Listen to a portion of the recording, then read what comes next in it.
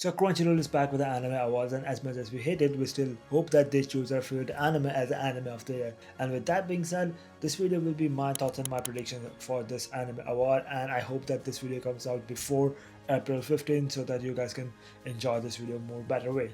But despite of the inconsistency of the anime awards held by the Crunchyroll, I do think that this time for sure they won't have any inconsistencies, right? But no, they do have it this time too. So for example, despite of being the highlight of the last year, I cannot find To Be Heroics anywhere, and there are double spots for main character and supporting character, mostly dominated by Dan season 2, and which happened last year too, by the way. It's not just for first time. And there are more and more and more, but still we were gonna ignore that, and plus there will be repetitions over here, so please bear with me and let's start it. So I had to make this video mostly because I made this last year too, and my most of the predictions were correct, so I want to know that is it a fluke or it's just my talent. Let's just see, and comment me down what's your favorite anime of the year, and do you agree with my take or not.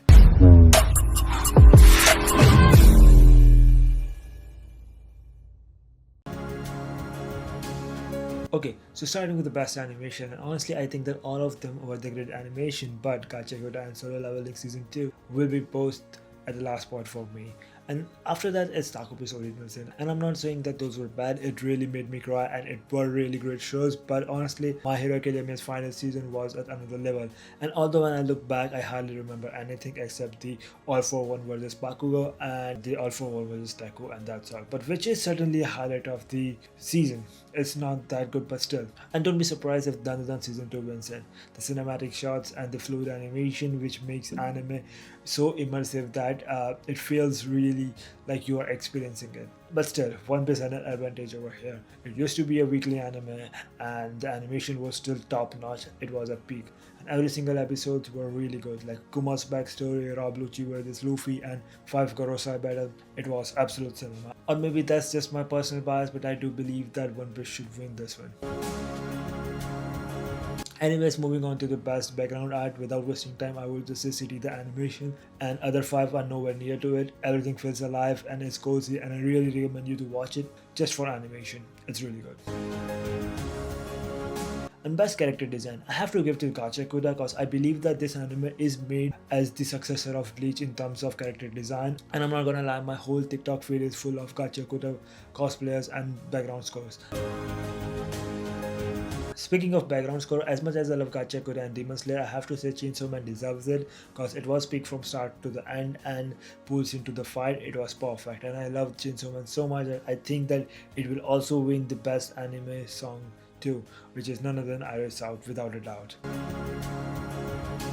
Moving on to best action anime, and despite of them being a new animes like Kaiju number 8 and Gachiakuta, they did a fantastic job. But Dan season 2, Solo Leveling season 2, My Hero Academia final season, they were just no match for those animes. And you cannot deny that Sun Jinwoo vs Biru and Evil Eye vs Akarun and All for One vs Deku was not peak. It was peak, but 5 Gorosei vs Luffy, that was the moment. It felt like the intro of the Black Myth Wukong. It was absolute cinema, and I think I wouldn't even be mad if My Hero Academia wins, cause I will celebrate that too, cause I enjoyed that one. Best romance anime, and alright, here's the truth, I don't watch romance anime much just because maybe I cannot relate, or maybe I'm hopeless so less speechless, but The Fragrant Flower Blooms with Dignity made me jump off of my seat, and I just love Wagoyu-sama. And whereas My Dress Up Darling season 2 is also great, I haven't watched that one yet, so I cannot rank it, and that's on me. I'm really sorry about that. Moving on to best drama anime, it's battle between Orb on the Movement of the Earth and the Takopi's Original Sin. But in the end, I guess Takopi's Original Sin has to win because it's just 6 episodes and they gave us the banger. The character depth, the emotion, the everything they have provided. It was good. And I'm not saying anything bad about Orb. I actually loved it more than Takopi's Original Sin, but I would say it's not for everyone. And that's the sole reason why I'm keeping it. Otherwise, it's in my top 10 list. That's the thing. That's for sure. Similarly, for the best new series, I think Takopi's Original Sin will win that one too. Despite of having animes like Sakamoto Days, Clef Dust, and Samaru Hikaru Died, those are all good shows, and I also watched them in one go. But to give them the title for the new best series, when the animes like Gachiakuta, Takopi's Original Sin, and Wagurusa, yeah, I call it Wagurusa because I don't want to say that big name, but yeah, I don't think so that it justifies the hype. So moving on to the best comedy, I think Dandadan season 2 wins it because it was unhinged. We were not sure what's gonna happen next. First, Evil Eye was the bad guy, then next moment he was on our side, and then aliens happens, and then the Godzilla comes in, Buddha comes in, Gundam comes in. It was absolutely chaos. And I don't know why Konosuba wasn't in this list. And speaking of Konosuba, the best isekai anime, I think that ReZero season 3 will win that one for sure because animation was big. And just to let you know that there were a few fight scenes where Vincent Chanchal worked on that, and the story was great compared to the other nominees. And maybe I'm just hyping up because the new season just came in and I'm watching it. Maybe that's why I'm a little bit biased, but I don't know. Let's go to the next one. So the best original anime, honestly, I think Mobile Suit Gundam GQQX. I don't know why the fuck is the name is weird, but it is one of the best ones of the all. And I mean, it doesn't mean that it's entirely big. I mean, the final battle is really big. If you are the Gundam fan, you will get the goosebumps, but otherwise it's generic. And other than that, Digimon is the nominee over here, and honestly, I tried it. It's 25 episodes, and I don't know why they made it, because it should be hardly 13 episodes, and I don't know what the fuck. So here's the thing, I watched till the 9th episode, and the Digimon didn't even evolve. I mean, yeah, then I just left it, but when I went to the again and I watched it, it was trash. So yeah, that's why. And speaking of trash, there is Lazarus. It was overhyped at first, and I was also expecting a banger, maybe because the action was done by the John Wick director, or maybe the plot was really good to be true. I don't know, but it's something turned out to be a ninja kamui, and it didn't end it well. Okay, so for the best opening sequence, I think it's a battle between On the Way by Dandadan and Watch Me from the Witch Watch, and both are really good and both have remarkable rewatchability time, and I could watch it again and again. But in the end, I would say Watch Me is really good and it should win the best opening sequence. Although On the Way has the amazing sequence where Okuru's POV has been shown how he sees the Momo, and it was really good.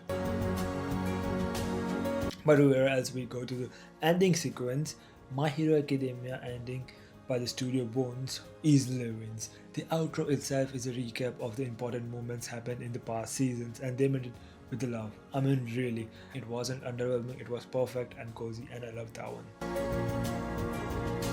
For best voice artist, I think Mayumi Tanaka wins easily for Monkey D. Luffy, and I love her voice so much that I even tried to mimic it, and that's what a great voice artist means. And meanwhile, for the English, I don't know what happened with Alex Lee, cause I didn't find him in any nominees. Like, despite of having so many characters with the great aura he did in Sun Jin Woo, he wasn't over there. And maybe it's a personal choice, or just because I played with him once or twice, maybe that's why he's my favorite voice actor. I don't know, but he is my first choice as an English voice actor, but it's still not. Then I have to go with Alex Tippin. She voiced it for Rize, and she was really good. The last line of the movie still gives me goosebumps, and I still remember it. And speaking of Rize, I think Chainsaw Man Rize Arc will win the film of the year, and I do believe it should be, because if they don't, Crunchyroll, I'm coming with the next episode in which I'm gonna troll you so much. So yeah, subscribe for that if you want to know that. But anyways, let's talk about the best directors. I love the direction of Shinya Leno, who directed the Takube's Original Sin. The way he shown the emotion in just handful of the episodes, where the characters were hardly spoke anything in the start, it was gorgeous.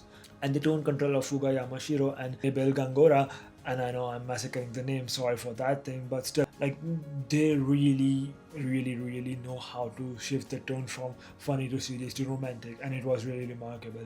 And it's surprising that Dandadan covers so many genres like romance, sci-fi, horror, comedy, action, and more.